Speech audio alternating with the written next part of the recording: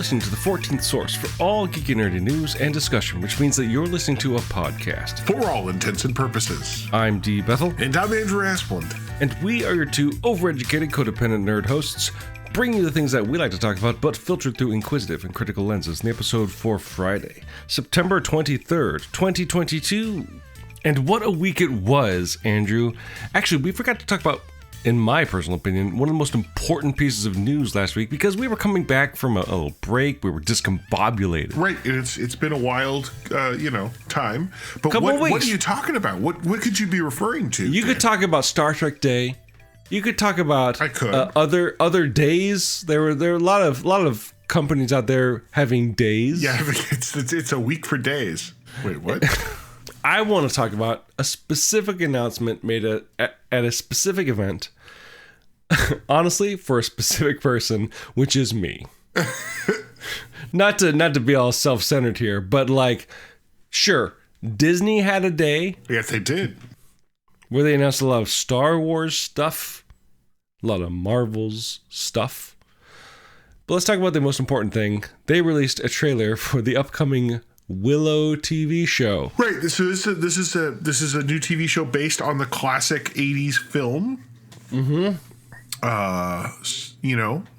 About Willow. About Willow. Yeah, Willow, the movie Willow, starring Willow. Well, yeah, starring Warwick Davis, not Willow. It's a fictional film, Andrew. But yeah, for a lot of people, especially in our generation, maybe not a lot of people, maybe just me, Willow was that kind of touchstone fantasy film. Not many years later, we get Lord of the Rings, we get Harry Potter, we get... Maybe 15 years later. I know, honestly. But for those of us who are a little too young for the Generation X movement, a little too old for the millennial movement, there was this wonderful fantasy property that existed in the middle ground called Willow. Generation X had their animated Lord of the Rings, and the millennials had their live action Lord of the Rings, and they had Harry Potter. Mm-hmm. But what was there for us, Andrew, but Willow? George Lucas's opus. You're gonna call that his opus? I mean, I will, honestly. Ignore whatever else the guy did. It's the one property he didn't meddle with, therefore it must be perfect. Honestly, for me, Willow was this strange sort of fantasy movie that came out at a time when fantasy movies were either cheesy or adult. For me, the world, the sort of narrative connected with me very, very strongly. And maybe I'm weird, maybe I'm alone in that, but it's a movie I cherish deeply. And I think we made fun of that before on the show. We have, because, you are a little bit, you're into it. Whereas I'm not. I think my only memory of Willow from my childhood was playing a really shitty 1986 PC game. Oh, sure, that too. That's a bad one. Listen, you're a little bit older than me. You're part of Generation X. Oh, that month makes all the difference. No, for some reason, of all the fantasy properties that existed at the time, whether novel, comics, video games, Willow connected with me. I like it a lot. I think probably the last time I talked about it in depth was, God, this is years ago, Andrew, on the show, when I had tooth surgery and had an extraction, and I had to convalesce at home after the surgery, and my wife asked me, what comfort food do you need? And I'm like, I don't need food. I need Willow. And that kind of codified the importance of that movie to me. And so I will say this, dear listeners, there are aspects about the Willow TV show that I legally can't talk about with regard to why it's also important to me. But I really hope the Willow TV show is good. Mm-hmm. Because it signifies a lot of other potential benefits for my personal life.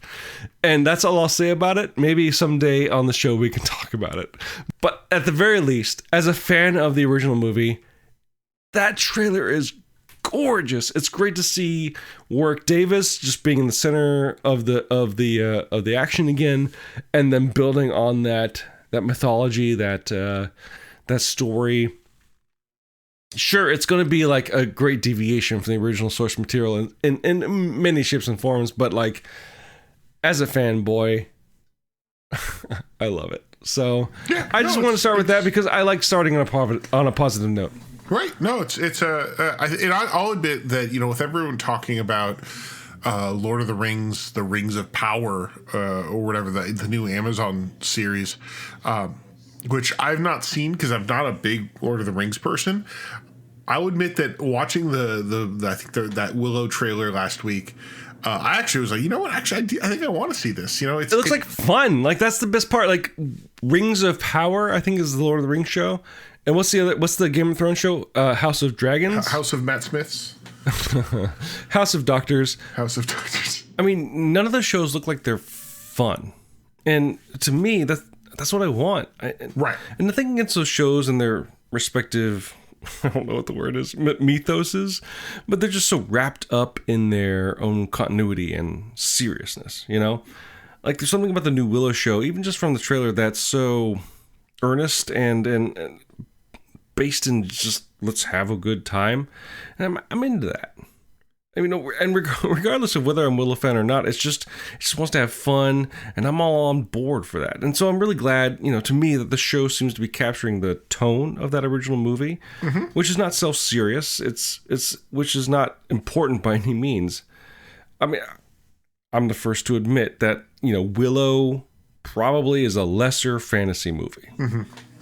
And I mean, we have a character named Mad Mardigan, and that's not his nickname. His name is just Mad Mardigan, right? Yeah. But this actually lines up with my argument for why I have an affinity for the modern Transformers movies, which is that they've given Peter Cullen, the classical voice actor of Optimus Prime, they've given him a vehicle, pardon the pun, to just continue to use his talent, and I feel like to an extent. And it's not a pity case, but they're kind of doing that with Willow and Warwick Davis, the lead actor, and giving him a starring role to be a hero where otherwise he's kind of relegated to background roles, which he was in the Harry Potter movies, which he was in the Star Wars movies. And I just support this effort to give him that starring vehicle and be awesome. I mean, we'll see if the show's good or not. And honestly, it's a low bar considering the movie could be argued whether it's good or not. Right. We're here to just have fun. Just have fun. And I'm all in. And I'm sorry to monopolize the beginning of the show, but that trailer was energizing and very energizing, to be perfectly honest. And what I'll say is I segue into something new. I think it's interesting because it does have this connectivity to something from our childhood, right? More yours than mine. And I kind of wanted to bring up something that, let's call it my week in geek, if you will. That's related to my. Something related to my kind of childhood. And okay. That's actually, this week was the release of, speaking of a TV show, the new NBC TV series Quantum Leap. Wait. What? Yeah, the new NBC television series, Quantum Leap. One, how long has this been around? Two, this was the first episode was this week. Why has no one been talking about this? Oh, probably because it's on NBC. 3, is Scott Bakula involved? Because God knows, it's Bakula time. The other actor cannot be involved because he is deceased. Right. Dean Stockwell is deceased. So there we go. So apparently the show's been, they announced it some time back, but it did not get a lot of right. It was kind of in that press. vein of like, we'll believe it when we see it kind of thing. Right? But yeah, a trailer came out I want to say like a month or two ago, and I was like, oh look, the show's coming out, and all of a sudden, bam, it's out. Right. So just the first episode is out, and the story, it follows. The main character is I think they haven't given us too much in one episode, but we have a character, Ben Song, who's some sort of doctor. Eccentric genius or something. Probably if he follows in the footsteps of the original series, he has like 17 PhDs and speaks 22 languages. But still kind of like a lovable oaf. right? Like a science fiction Indiana Jones. He's like kind of falls into his mishaps. Right. So, so the premise of the show is that there's this, it's, 2022, and there's this top secret project known as Quantum Leap, which this team has been working on. And this is actually a sequel to the original series. They acknowledge that the original series had happened, and that this project was developed by Dr. Sam Beckett, as played by Scott Bakula. Shut up. Really? And that, he in 1990, whatever, I think was the year they given that show, he had initiated the Quantum Leap Accelerator due to a threatened to cut his funding. And so he starts time traveling in the past. And this new series is basically, hey, it's been whatever long time. This new team is studying the machine with the hope of reactivating it. But for some reason, which we don't know, our main character, Dr. Ben Song, he actually initiates he steps into the Quantum Leap Accelerator as well, and time travels without anyone really being, aware of why he did it. He's the unlucky winner. The whole show is, it's a very episodic show, although this one seems to be, at least that's the original, right? It was just every week is a new jumping into someone's life, have to help out the people by putting right what once went wrong and hoping each time that the next leap will be the leap home. And so that's the show we've got here. Now, the big difference here is, I said it's a continuation. So they name drop Sam Beckett. They name drop Al Calavici. Ziggy is still the computer, although she's not spoken yet. Or he, I forget. It's voiced by a woman, but I don't remember the pronoun of Ziggy is. But so only one episode is dropped. So. Only one episode is dropped. Okay. Now the full 45 minutes. Yeah, 45-minute episode. And not it's like the same weird, premise like where movie premiere. No, where he jumps back in time. He's in someone's life. In this case, a person in 1985. He doesn't remember a lot about who he is, because that's part of the magic of the original series. Is due to the time travel. His memory has been Swiss cheesed, is what they said in the original series. Here they just refer to as amnesia, where he can't remember shit. So he has to be helped by his assistant, who in the show they reveal in the first few minutes is actually his fiancée, a woman named Addison Augustine, who's a hologram that only Dr. Song can see and hear. And so they go on adventures. Now, so it's very similar format. It already looks like it's going to be very similar, but there's some notable differences. First big difference is there's actually more story in the present, whereas the original series was entirely, with the exception of like a few scenes in a few episodes, it was almost always set in the past. This right, actually, part of the budget saving conceit, right? Right. Or not saving conceit, right? Because they had to go to location shooting every week. Right. But like they use what we have is what we're saying. Right. This show has there is a story that I believe they're following, which is in the present. They're trying to figure out, why did Dr. Song use the quantum leap machine? What he also had installed some code they didn't recognize to Ziggy. And then they also, in the episode, they find out there's someone else involved as well, who has this other character who basically helped him activate the machine. They reveal is related to Al from the original series. It's I think, I don't know if it's his daughter, one of his daughters. Okay. So it's been the same kind of thing. We see this charming, brilliant scientist leaps into someone's life, figures out something that goes wrong, has some of the charming kind of fumbles of not knowing who he's supposed to be. Right. We see that in the first episode where he's like, what the hell's going on? And watch him kind of like fumble his way through someone else's life. Not to bury the lead here. Yeah. But like, you and I have been friends for a very long time. Mm-hmm. Since 7th grade, as it may have actually turned out to be. Yeah.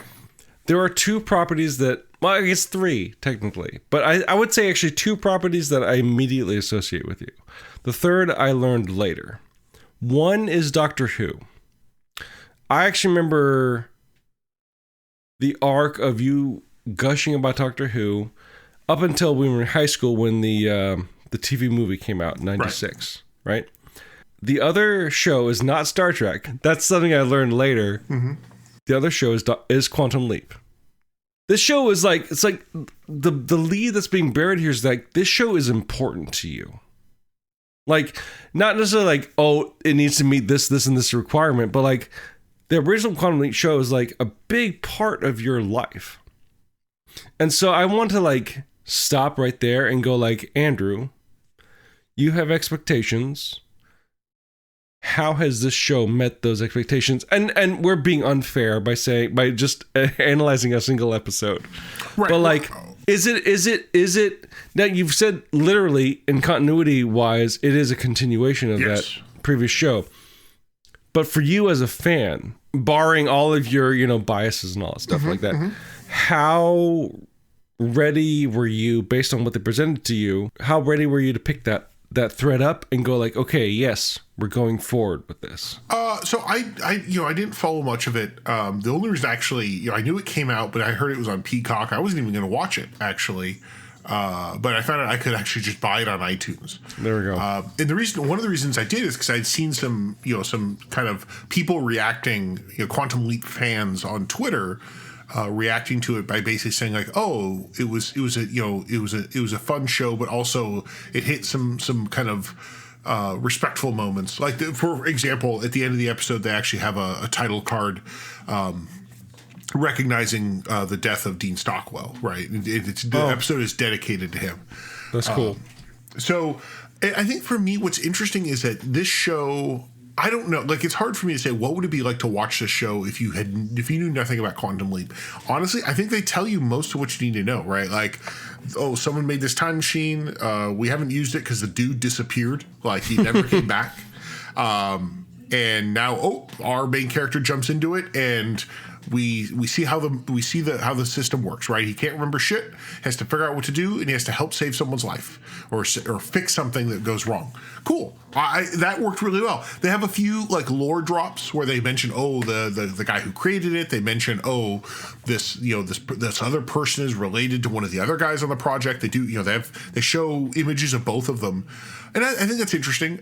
There are it doesn't rely on having watched the original, but it definitely like ties it to it. So it's not just like a reboot, The one thing I actually think is wild is I'm watching it, and so one of there's a group of the team in the present, which is an interesting. They actually have there's like 4 or 5 of them, including there's a security person who's. She's kind of interesting, like, the person who's whatever. There's obviously the hologram character, this woman Addison Augustine. There's someone who seems to be a scientist type, Ian Wright, played by Mason Alexander Park, who I mentioned. They are in The Sandman. They play Desire. So it's a I don't know if I think the actor is non-binary. I don't know if the character is, but that character already in one episode, I'm like, wow, I actually like this character. Right. But also Ernie Hudson is in it, portraying, and he's basically portraying like the kind of like the manager of the program. That makes sense. Yeah. But one of the things I found interesting is like they refer to him as Magic, and I'm like, what kind of stupid fucking name is that? Well, and here's the thing.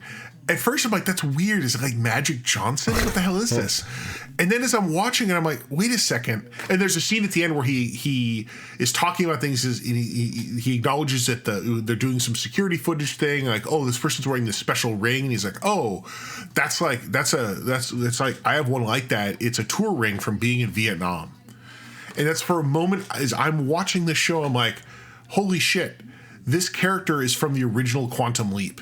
Wait, hold on. Yeah, wait, what? Ernie Hudson is playing a character from a single episode of the original series, from the episode The Leap Home Part 2.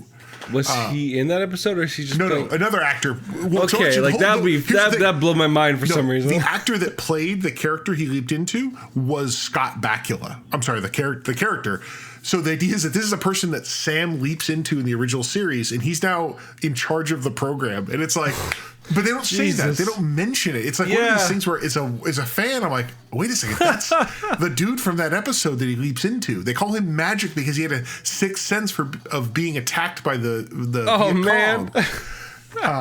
it's one of these weird things. And he served with Sam Beckett's brother in Vietnam. That's actually the whole point of the episode, is that Sam saves his brother's life, if I recall. No, he doesn't save he saves Al's life. I forgot what the details are. But anyway. So yeah, it's this weird thing where like there's a tie to the original series that's not like, that's not wild. But the basic premise of the show is still time travel some place in the past, have, adventures, figuring out what's going on, but then also having, our main character save someone. I think Raymond Lee, who's the actor they have for Dr. Ben Song, I don't know if I've seen. He's in Top Gun Maverick, huh? I'm not sure what other things I've seen him in. We're bad nerds. We haven't seen that yet. Yeah, I know, it's on my list. But I think I think he's got the right. He's got. At least for me right now, I like what he does. He kind of had the lead with your heart kind of thing that Quantum Leap was always about. Like, I'm going to help these people because that's what I do. And he sold it, at least for me. And so, yeah, right now I'm excited to see more of it. I'm curious to see, if they do, like, one of the big things in the original series was when they had Sam leaping into people that weren't straight white man. And I know that they're going to do that. It'll be interesting to see it now different, right? Because now he's an more Asian accepted actor. Yeah. So there's differences there where but also there's just different perspectives. Like the fact that they have a non-binary member of the cast, like some of the weird ways they handled him leaping into a woman might be just handled in a different mindset now because it's 2022. And and at the same time, things have changed, right? The weird future of Quantum Leap never manifested. We never wore like silver jackets everywhere. Well, hold on. I just today bought a silver jacket, but I think you still have the comedy of leaping into the bodies of different angles of culture. Yeah. And I think the comedy is still there. Like that's the thing. If anything, it brings more awareness to non-traditional American existences, right? Like where there's more than just like the cis straight portrayals here, and like forcing someone who's portrayed that is, I'm assuming they're portraying the protagonist as a cis male. Yeah. They're like, hey, let's confront these problems. And I think that's a better bedrock they're presenting here with this show. You have non-traditional, perhaps even non-binary presenting characters that are there to facilitate those kinds of experiences. I mean, honestly, Quantum Leap is a perfect opportunity to engage with those issues in an entertaining and an interesting way that actually makes it fun for people who maybe are not normally exposed to those kinds of lifestyles. That's awesome. Like, honestly, for me, Quantum Leap, this is the best time to bring this back because it's literally about walking a mile in other people's shoes. Yeah. Right. And that's actually something that I think Scott Bakula actually has been asked about it. So he's been clear about like he's not involved. He's not involved, but he mentioned that the same kind of idea that this show, that one of the charms of it is this idea of living in someone else's life, walking in someone else's shoes. So I'm really interested to see where they go with it. And I like honestly, that the reason why he's not involved is probably because he signed his life away when he became a member of the Star Trek universe. No, I think he's doing like NCIS now. That's his big. Oh shit! Never mind. Right? Yeah, that's a bigger fish to fry. Yeah, that gets a lot of middle-aged people, middle-aged old ladies. Well, hold on. Yeah, let's say boomers and like older, like because we're frightfully close to that middle-aged region. Yeah. But the big thing is that, and actually, apparently the producer. Or the creator of the show has actually said, because of the way of the show, like if Scott Bakula decides tomorrow, like, hey, I'll do an episode, like they can just write him in. Well, honestly, like that's the joke. Like as you were talking about this, I'm sure this has been a topic on every forum out there. Like how long until the new main character leaps into Dr. Sam Beckett or something, right? Like right. That sounds amazing. It's like a multi-Doctor story at that point. Like this is modern Doctor Who. This is American Doctor Who at this point. And it'll be interesting to see where they go with it. But I'm excited for the show. Because the original show, like even when I go and rewatch it, like it was this very episodic show. They later tried to do some weird serialization. They real bizarre in the 5th season, like with Satan leapers and shit. Or I'm sorry, whatever evil leapers that clearly look like they're working for Satan. But yeah, so I'll be interested to see where the show goes. I'm going to take a moment to get real with our dear listeners right now. Quantum Leap is one of the few times I ever lied to my mother. Mm-hmm. In that I was sick, I had the flu, and I don't remember what the episode was about at that point, but it was a 3-part Quantum Leap episode. Trilogy. I believe that's from season 4 or 5. So I was sick. I was legitimately sick for the first 2 episodes. And I needed to see what happened in the 3rd. And so I definitely coughed a bit more that morning. I definitely whined a bit more that morning. All in the service of watching the conclusion to this trilogy. Yeah. Of that 3, that's no regrets. Yeah, I believe that's the trilogy is the 3-part episode that. Anyway, it was great. It was great. Quantum Leap's great. I'm glad it's back. It sounds like it's the opportune time to do this, and it sounds like, according to your description, the right crew to do this. Yeah, I think that and it's. I'm excited about it, and I like the fact that that they're doing more with a larger cast. They're doing more in the present, right? They're having a story there because one of the frustrations of the original series. So it's set in the present, though. Like, is it 2022? Yeah. Okay. Because the original series was set a bit in the future. It was in the late 90s. Right.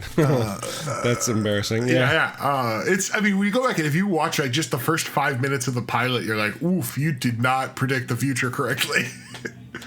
But yeah, I think one big the original show was just the Scott Bakula and Dean Stockwell show, with a new rotating guest cast. I do like the idea of now having more supportive people, like the idea that you could have these other characters that are doing things that are interesting to see. And of course, one thing they did do in the original series was they do have at least one episode where someone else becomes the hologram.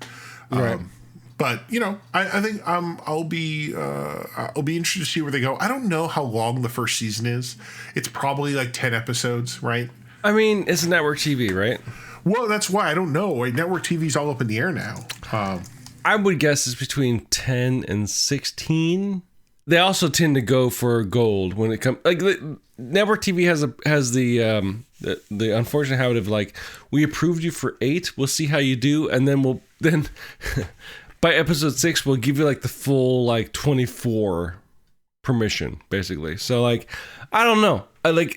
Network TV seems to be a proving ground that can be an uphill battle. So like, I hope it finds its footing.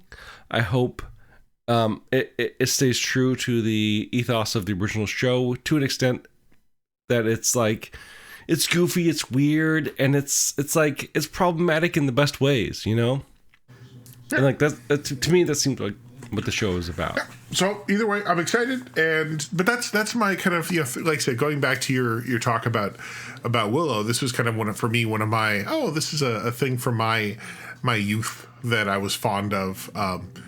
And they haven't mentioned any weird shit yet either in the first episode. So I guess what I'm worried about is like, how could it go wrong for you? I mean, I have such low standards for everything. Like, fair. I mean, don't get me wrong. Like, if it gets like, there's certainly things they can do that'll turn me off. Aside from like, what, white nationalists are right. Right, like every episode he leaps into another Nazi and says, maybe the guys do have an opinion. Like, you know what? There's good points on both sides. Yeah. I don't think they're going to do that. No, I don't think so either. Is it NBC you said? Yeah, NBC. So, yeah. And I will say that looking it up, I will say that one recurring cast member actually is listed is Deborah Pratt. So Deborah Pratt was She was an executive. She was a producer. I think she was. Oh yeah, she was married to Don Belisario, the creator, for 7 years. So if you watch any of his shows from the 80s to 90s, she shows up in a lot of them. Sure. She was in Airwolf. She's in Quantum Leap. But she's actually she was the voice of Ziggy, their supercomputer, and so she is actually credited as being in the show for at least an episode. So I suspect we're going to hear more of her. Well, now all of a sudden, all I want to hear is the Airwolf theme. But I suspect you're not going to hear that. Yeah. Probably not. I'll provide my full rendition at the end of the episode. Not really. That's good. So anyway, that is that's my Week in Geek. Dan, what about you? Unless your Week in Geek is just how excited you are about Willow. Honestly, yes.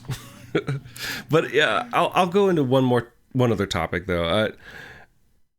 I've talked before about my love for the comic series called Blacksad, which is a Spanish-come-French detective noir series about anthropomorphic animals that is making commentary on American history. It's a very strange book. Right, and I think you've mentioned it in the past. In a few ways. I've talked about the book itself. I've talked about the very bad video game that has been unplayable for me. I mean, I don't know if it's bad. It's just mechanically, it barely runs and crashes for me. I will say since I last talked about the video game, I have since re-downloaded it with the hope that they've patched it and fixed it, and it's still what's the word? An abomination of an adventure game. Again, if it ran well, I'm sure it's fine, but it's just on my PS4 it does not function, which is frustrating. But the good news is that the creators of the comic have released a new volume, and it's come out stateside. Juan Diaz Canales and Juan Guarnido have released the new Blacksad book via Dark Horse Comics. And unfortunately, it's part one of a two-part series that's called Blacksad, They All Fall Down. But the second book, and this is what's frustrating, is that the second book doesn't have a release date yet, so... but the first book just came out. But you'd think they would pre-plan that. I don't know. Maybe that's me. I don't run a publishing company. But again, I think the thing that always impresses me, aside from the art, because the art's always gorgeous, is that Guarnido is an artist who has such an incredible control over his style, and to balance cartooniness with expressiveness and realism. To the fact that like he's been hired multiple times throughout the years by Disney to draw Disney comics, because he can mimic the authentic Disney style of the classic characters like Mickey, Donald, Goofy, Minnie, that kind of stuff, right? But do so expressively and in original stories. So, like, he just has this incredible talent, and this is on full display in Blacksad, where it feels like he just kind of lets the chains off of having incredible ability to convey a sense of place, time, character, and design, and it's all cohesive and very evocative. But for those that don't know, Blacksad is an anthropomorphic noir story featuring animals as human beings living in 1950s New York, and they're telling a very, very hard-boiled detective story. Yeah, it's very weird. It's like I said, it's two Spanish authors writing about American history using animals as characters for the French market. But that being said, it is a bit weird.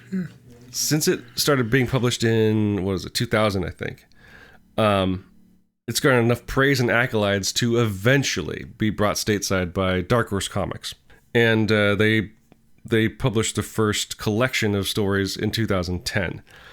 Dark Horse Comics is probably most widely known for being the publishing home of Hellboy by Mike Mignola, but they also have been known for being like a licensing publisher, where for many years, they were the original home of the Buffy the Vampire Slayer comics.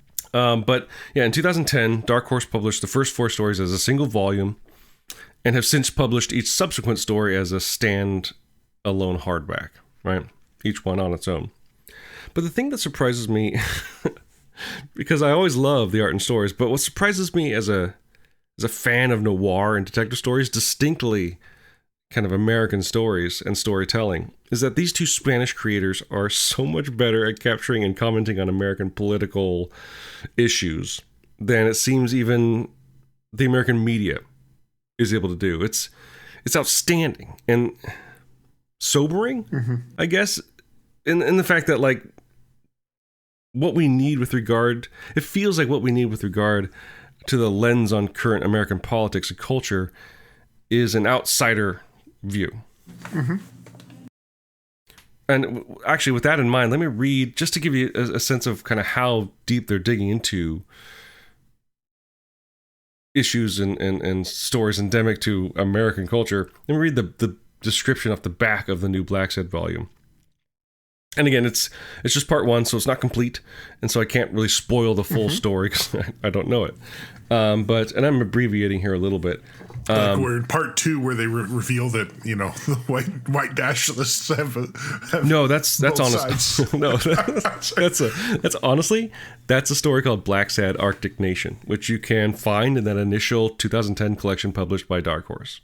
This volume features feline private eye John Blacksad as he tangles with the unions, the mob, and mid-century construction magnates who plan to pave over New York City's green spaces come hell or high water. From soaring heights to terrifying depths, Blacksad must steer the right course between the lofty world of Shakespearean theater and the seedy nether regions of the city. Towering above it all is a foreboding figure who will let nothing thwart his dream of power. I could reading that description out loud, it sounds like a sequel to the movie Chinatown, right? Like that's the thing. It's a book about animals who walk on 2 feet, though. Right.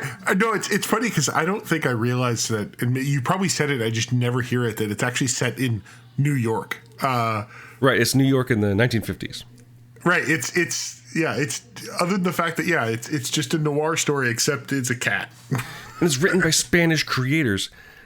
They do the research, you know. They have a clear view of the story they want to tell, like union busting and public funding of the arts, and how that fits into 1950s America. Like, why aren't Americans making this story? I'm not criticizing this. I think they are actually the best people to make this because they have obviously the creative insight to interpret these stories, and they have enough sort of political divorce from the U.S. in order to tell these stories.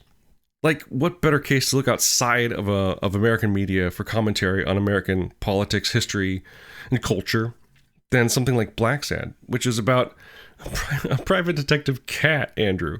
It's crazy. And this is just me being selfish, but like, it's that kind of intersection and insight and creativity that's like, why isn't everybody reading this by now? I'm not saying like it's failing at all. It's just it's a niche upon niche upon niche, but it works. Which is, I mean, I do think it probably helps a lot to have an outsider's perspective. Sure. Because it's especially, when you're part of it, it's probably easier to, not be as objective. Right. Even us looking back, it's probably, as Americans, we can look back at American noir and be like, wow, and then apply our own biases and whatever. So no, it's, I'm really, it sounds great. Yeah.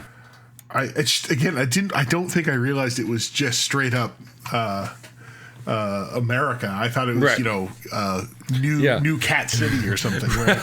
Right. No, they're unabashed about the actual setting. It's like, I mean, there's a story in the first volume where all like the white supremacists are played by like polar bears. And like, they're not even shying away from the obvious metaphor here. It's like, hey, let's confront the problems of American exceptionalism head on and realize that like this is racism that we're talking about here. And again, then you pull back the lens a bit and it's like, oh, this is being made by people that live in España. Right. Like, it's crazy. And like, part of me is like, why would they want to make this story happen? Because I'm guessing they weren't initially angling for an American market. I mean, these are, again, two Spanish creators creating for a European market, which is more accepting of adult themed comics. I mean, I say because in a few of the Blacksad stories, there are adult scenarios, i.e. sex, that are shown on the page. Sorry. Believe it or not, it happens. Wait, sex between animals? Watch the Discovery Channel. It happens. But they're presented as human interactions, and I feel that they don't speak to American culture because they're not a part of it. And because of that, they have more freedom to comment on American culture, right? Because they're not answering to it. And the thing that surprises me the most is that their stories are bold because they're not a part of our culture and are speaking to a different audience. But they understand our culture just as well as we do. I mean, the comments that they make in these stories, it's just yep, yes, right. I can't really fault them on any other observations that they make. No, and I said, the big thing also is that I didn't realize they were still writing it. So it's kind of cool that it's, because I mean, I feel like, boy, oh boy, must they have perspectives now over the last, right? Like I said, suddenly, Blacksad's fighting Nazis. Like, what? Like actual Nazis. Well, that's actually a really interesting point that you make in that, well, first, this is a post-war story, so, they fought Nazis. And two, and more importantly, John Blacksad, even though he's a cat, is ostensibly black and is coded as such in the story. And so as a private detective, he not only is not assured the protections of being a cop because he isn't one, he's also undermined by the fact that his fur color is not what people accept as quote unquote standard or normal. And so by the very nature of the character, he is an other. He is an outsider. And I will say this, that very bad Blacksad game I tried to play twice at this point. What was bad about it wasn't the story. I just couldn't play the fucking game.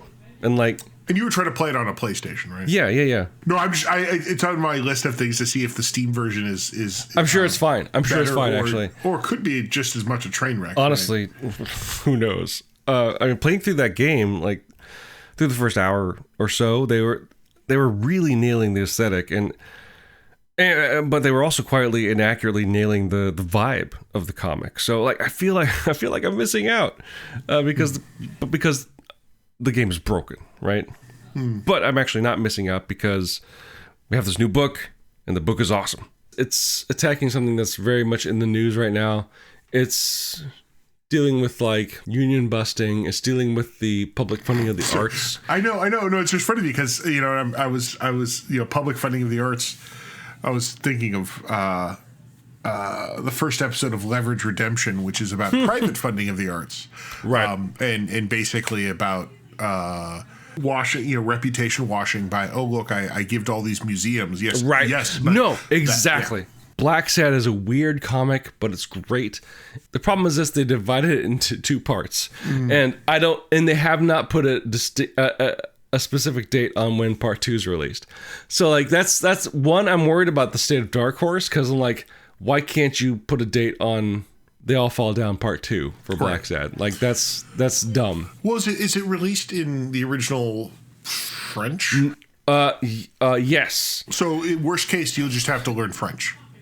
Worst case scenario, I still have to learn a Latin language. Best case scenario, they released it eventually. But I will say this: Dark Horse is doing right by the comic in the sense that they're releasing it in its original aspect ratio, meaning it's not a traditional comic book size. They're releasing it. It's a hardback volume, so it makes you feel like you're buying something special. But it's they're staying true to the aesthetic and the release format of the original comic, and not compromising that to appease people that love Batman. It's a great comic. Don't talk about Taylor like that. Taylor is a wonderful, beautiful human being, and I bet he loves Blacksad.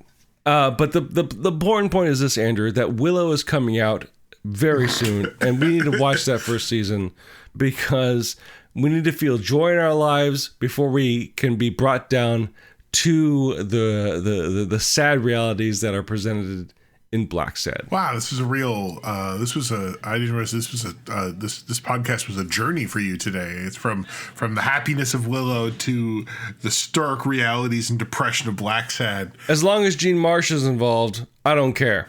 I don't think she's involved. Anyway, Jean Marsh is great. Willow's great. Blacksad's great. And you know what? Quantum Leap seems to be pretty good. So if you, dear listeners, have any thoughts about the topics we discussed this week, feel free to leave your thoughts as comments on the page for this episode at forallintents.net. You can also post your comments or engage in conversations with other listeners on our Facebook page. You can also find us on other social media at our respective handles. On Twitter, you can find Andrew at ProfoundDark, tweeting about tabletop role-playing games. You can find me at Bethel. You can also find us on Instagram. You can find Andrew at ProfoundBrick and me and my work at Bethel Comics. While you're on our website at forallintents.net, you can follow the link in the corner that says YouTube to find our YouTube page, or you might be there already because we now simulcast our podcast to YouTube. If you are into the YouTube, feel free to like and subscribe, or as they say, ring that bell. We use 2 tracks of music for our show. One is called Disco Medusae, the other is called District 4, and they're both written and performed by Kevin McLeod, the Clan McLeod, immortal swordsman, graph paper enthusiast, and musician extraordinaire. You can find his music at incompetech.filmmusic.io, and that's all licensed under the Creative Commons 4.0 attribution license. If you like the show and like to help us out, the best way to do so would be to subscribe to the show using whichever podcasting service you happen to use. What would help us out even more, though, would be to go to their storefront and leaving some sort of review. Whether a text review or using the proprietary metric helps spread the word to new potential listeners through the magic of algorithms.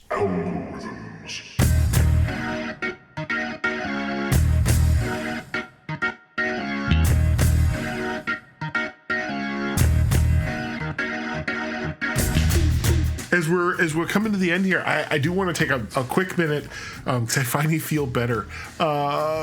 So last week was the release of a new game on Steam, and I picked it up, and I did not expect to talk about this, but Trombone Champ. Oh shit, that is not the game I thought you're going to bring up.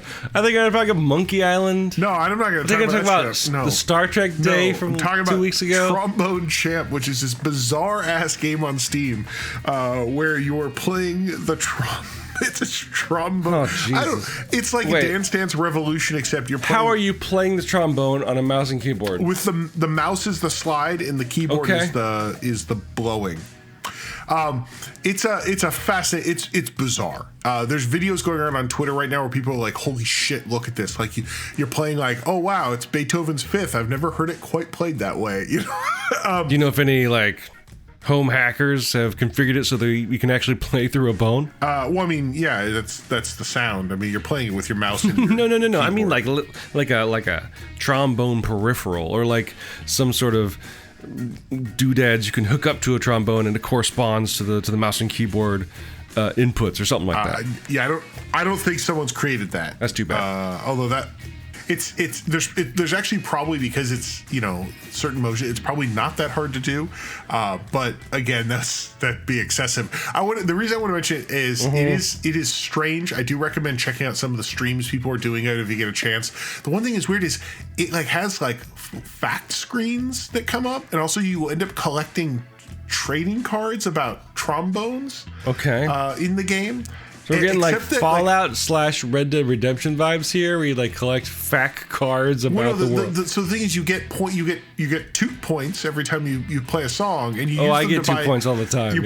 You buy packs of cards, and they just have here's a composer, or here's John Philip Sousa. Except it's like a sentence or two that might be real, and then a sentence about how many hot dogs they can eat. Wait, what? Right? Or there's facts that come up before each song, and one of them's the first trombone was created in 20,000 BC, and hold the phone, it was not. Nobody knows how many hot dogs Sousa has eaten. It takes 1 ton of brass to make a trombone. No, it doesn't. It is so weird. I'm not There's no truth in this art, Andrew. This game is there's a social experiment or some shit with this. I don't know what it is, but the only thing is, if I play it too long, it makes me a bit nauseous. I'm not sure why yet. But I will get back to you in a couple weeks if I discover more. The point is this. I'm getting lots of toot points. Hold on. Let me get over that. You're going to real get quick. some toot points of your own. The point is this, Andrew, is that Will Riker is very proud of you. And Right. until Will Riker makes a video game, dear listeners, I'm D. Bethel. And I'm Andrew Asplund. And for all toots and purposes, That was a podcast. or a tootcast, if you will.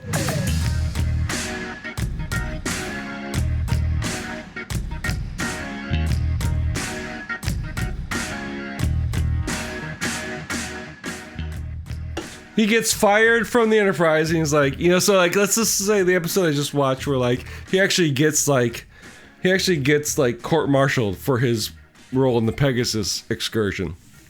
And he's like, well, what? Oh, did you? So you watched the Pegasus? I did watch the Pegasus, and he's like, you know what skills do I have? Maybe I could make Trombone. video games. About what, Will? I don't know. Trombones? What was the steak peeled off of? I don't.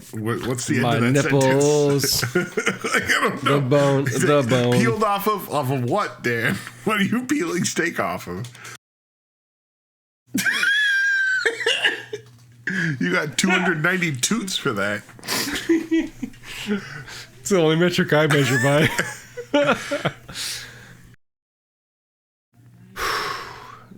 I'm going to overdub a lot of this, apparently. And this is the week we only have Andrew's Week in Geek. Enervating, for lack of a better word. Enervating. That's the opposite. Shit. The opposite word. No, the non-enervating. That was it was very energizing. There we Energizing. Yeah, ooh, that's a Yeah, I'm word super jumble. pissed about this show, actually. Yeah. You're listening to the 15th. Did we clap? Did we clap? We should probably clap. Good call. That's not how it works.